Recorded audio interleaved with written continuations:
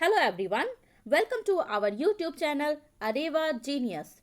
Today we are going to discuss not the previous year question. आज आपका test है. Okay अभी तक जितने भी लेक्चर हुए हैं केमिस्ट्री और बायो के 5 लेक्चर, उन सारे लेक्चर से रिलेटेड ये क्वेश्चन रहेगा. तो बेसिकली आज आपको करना क्या है, क्वेश्चन आएगा आपके पास और आपको वीडियो को पॉज करना है, फिर आंसर करना है एंड देन वीडियो रिज्यूम करना है और देखना है कि आपने सही किया है या गलत. और लास्ट में आपको कमेंट सेक्शन में जो स्कोर है वो आपको शेयर करना है. ओके तो चलो देखते हैं कि हमने कितना रिवाइज किया है और हमें कितनी चीज़ें याद हैं. Okay so without much ado let's start the class.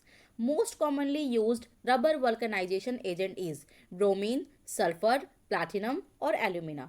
So basically अगर मैं बात करूँ vulcanization agent की तो ये होता है sulphur. Option B will be your answer.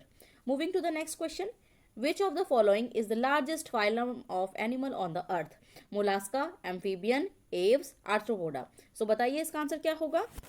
सो अगर मैं लार्जेस्ट फाइलम की बात करूं तो ये होगा आर्थ्रोपोडा और सेकेंड लार्जेस्ट जो होता है वो होता है मोलास्का. आर्थ्रोपोडा का एग्जांपल हो जाएगा स्पाइडर, क्योंकि इसके जॉइंट लेग्स होते हैं. कॉकरोच हो गया, इनके जॉइंट फुट होते हैं. मोलास्का सेकेंड लार्जेस्ट होता है. Okay moving to the next question. Who discovered the electron. This is very basic question but कभी कभी क्या होता है कि हम इसको भी गलत कर देते हैं. ठीक है तो अगर मैं इलेक्ट्रॉन की बात करूं तो जे थॉम्सन. तो इसका आंसर क्या हो जाएगा, J Thomson, option D. Okay proton की बात करूं तो वो हो जाएगा गोल्डस्टीन. न्यूट्रॉन की बात करूं तो चैडविक. और अगर मैं न्यूक्लियस की बात करूं तो वो हो जाएगा रदरफोर्ड. ओके सो इसको हम कैसे याद कर सकते हैं, इसको हम याद कर सकते हैं ईट पग नाच. ओके सो ईट का ई का मतलब हो जाएगा इलेक्ट्रॉन. टी का मतलब हो जाएगा ये आपका क्या हो जाएगा थॉम्सन. पी से हो जाएगा प्रोटॉन. जी से हो जाएगा गोल्डस्टीन. ओके एन से हो जाएगा न्यूट्रॉन और च से हो जाएगा Chadwick. Okay Moving to the next question, which of the following organism can reproduce by regeneration and budding? So हमने क्या डिस्कस किया था कि बडिंग जब भी आता है तो हम उसको क्या बोलते हैं, किसके लिए होता है, हाइड्रा के लिए होता है. Right so option A will be your answer. Hydra जो होता है वो बडिंग करता है. प्लेनेरिया जो होता है वो फ्रेगमेंटेशन करता है. प्लाज्मोडियम जो होता है वो फिजन करता है और यीस्ट जो होता है वो फर्मेंटेशन करता है. ठीक है चलते हैं नेक्स्ट क्वेश्चन में. What is the standard room temperature in Kelvin. So इसका आंसर आप ध्यान से देखेंगे, कैल्विन में पूछा गया है. Okay so 198 kelvin, 298 kelvin, 273 kelvin और 373. सो बेसिकली अगर मैं रूम टेम्परेचर की बात करूँ तो वो होता है 25 डिग्री सेल्सियस और डिग्री को जब हम कैल्विन में करते हैं कन्वर्ट तो हो जाता है 273 ऐड हो जाता है. तो यहाँ पे आंसर हो जाएगा आपका 298 kelvin. Okay next question. Who is considered as the father of biology. Biology के फादर किन्हें कहा गया है, कार्लस लिनियस, अरिस्टोटल, लियोनहॉफ और Lankester. So basically Carolus Linnaeus क्या थे, वो फादर ऑफ क्लासिफिकेशन है. ठीक है कार्लस लिनियस को फादर ऑफ क्लासिफिकेशन बोला जाता है. अरिस्टोटल को फादर ऑफ बायोलॉजी बोला जाता है. तो आपका आंसर हो जाएगा ऑप्शन बी. और लियोनहॉफ जो है उन्होंने फर्स्ट टाइम जो है सेल की डिस्कवरी करी थी. सेल जो है इनको डिस्कवर किया था.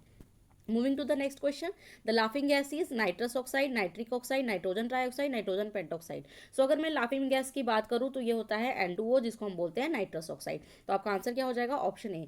और हाँ फ्रेंड्स अगर आपको पसंद आ रहा है वीडियो तो आप क्या करें, वीडियो को लाइक करें. और ये टेस्ट है एनटीपीसी में भी आपका काम आने वाला है फेज 7 के लिए. ज़्यादा से ज़्यादा बच्चों तक शेयर करें वीडियो को और चैनल को सब्सक्राइब करें. लाइक करने से मुझे मोटिवेशन मिलता है. आप जितना लाइक करेंगे उतना ही ज़्यादा मैं ज़्यादा क्लास लाने की कोशिश करूँगी. ओके चलते हैं नेक्स्ट क्वेश्चन में. Who had given the theory of evolution. So theory of evolution किसने दिया था, डाल्टन ने एटॉमिक थ्योरी दिया था. ठीक है डार्विन ने दिया था थ्योरी ऑफ इवोल्यूशन. तो option B will be your answer. Mendel क्या है, ये है फादर ऑफ जेनेटिक्स. जेनेटिक्स जो है उसके फादर बोले जाते हैं और इन्होंने मटर के दाने पर एक्सपेरिमेंट किया था. मटर के दाने से हमें एक चीज़ और याद आनी चाहिए कि मटर के दाने जितना बड़ा पिट्यूटरी ग्लैंड होता है जिसको हम मास्टर ग्लैंड भी बोलते हैं. Okay next question. Which of the following has the highest electronegativity, iodine, chlorine, bromine, fluorine. तो बेसिकली अगर मैं हाइएस्ट इलेक्ट्रोनिगेटिविटी की बात करूँ तो आंसर हो जाएगा फ्लोरीन. और आपको अगर डिटेल में जाना है चीज़ें तो आप पिछले लेक्चर को देख सकते हैं, उसमें सारे क्वेश्चन का मैंने डिटेल में डिस्कशन किया हुआ है.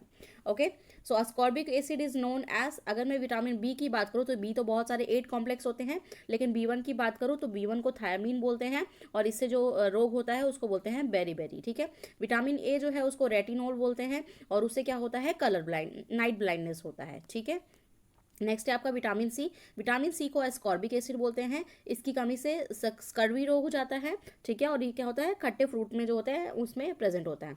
विटामिन डी को कैल्सीफेरोल बोलते हैं, और इसकी कमी से क्या हो जाता है, बोन से रिलेटेड डिसीज हो जाता है, जैसे rickets. Okay, moving to the next question, which type of acid is present in tomato. अगर मैं टार्टरिक की बात करूँ तो टार्टरिक जो है होता है वो टैमरिन में होता है, यानी इमली में होता है।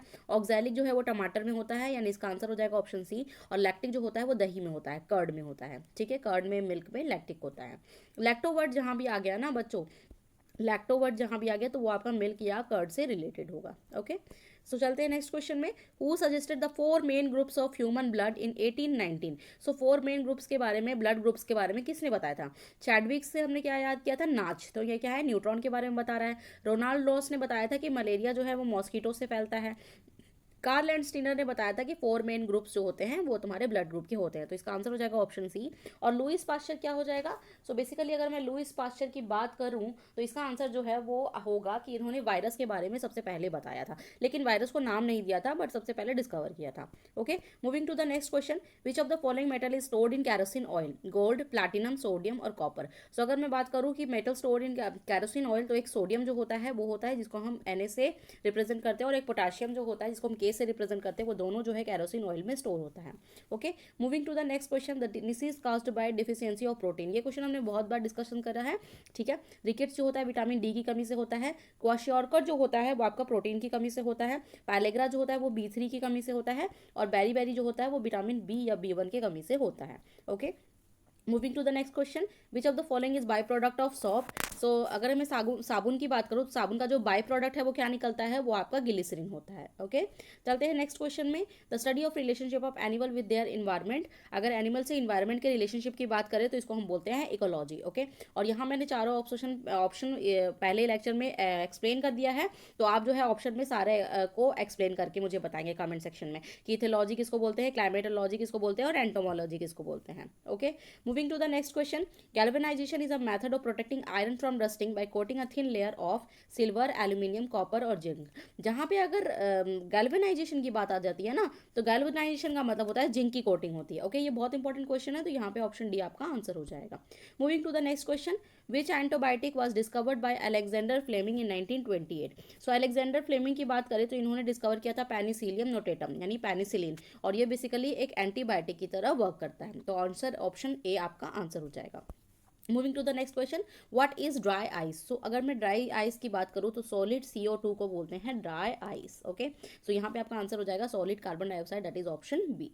Moving to the next question, astigmatism is a disease which affects heart, lungs, legs, eyes और ears. So basically eyes आ जाएगा, और eyes से रिलेटेड हमने कौन कौन से डिसीज पढ़े थे, मायोपिया पढ़ा था, हाइपरमेट्रोपिया पढ़ा था, प्रेस बायोपिया पढ़ा था, कैटरैक्ट पढ़ा था, ग्लूकोमा पढ़ा था, और एक एस्टिग्मेटिज्म। तो इतने सारे डिफेक्ट्स जो हैं वो आई से रिलेटेड हैं। तो this is all about the class. Okay, तो क्लास को अगर आपको पसंद आया होगा तो लाइक कीजिए, शेयर कीजिए, और चैनल को सब्सक्राइब कीजिए, वीडियो को शेयर करना मत भूलिए, ठीक है, और आप कंसिस्टेंट रहिए वीडियो के साथ। Thank you so much.